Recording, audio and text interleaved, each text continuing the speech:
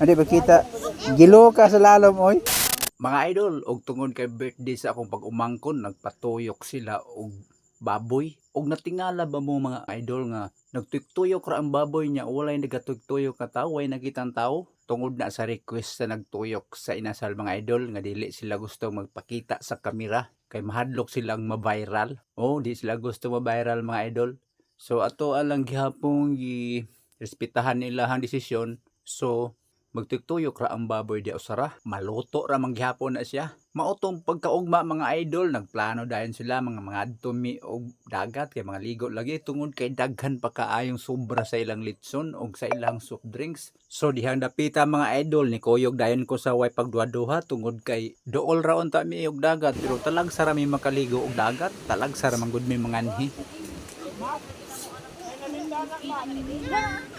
Gi, kuha na pa jud. Ano makita tabunan jud akong kuan. Padolong uli, padong pa dire. Matulog dito ko. Ala. Puti nakita bi.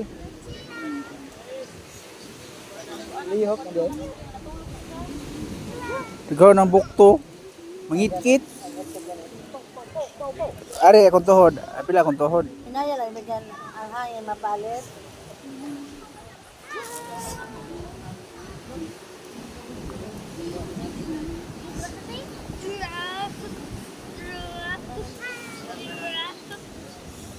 Kaya di makita ha. Di makita. Gilo ka sa lalom oy. Kanang tapioka kay namo. Naya mo tagbo. Wa mo dito lang sa butangan.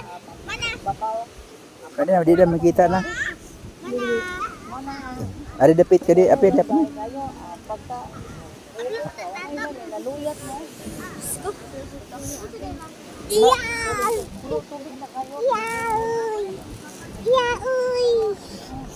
Na ada kotob, ada kotob. Watermelon o. Kare. Watermelon nga murag ng nood. Naluyat. Sige na ko buhat og tubig. Magtubig man. Mana? Oy, klapi, Agi man sa pusin ko. Pagkalanay sa ay. Oy, Alanay ko siya. kita na ron. Sakura na. Nabasay. Ug dinhing dapita mga idol, humanami og palubon sa among tiil sa balas.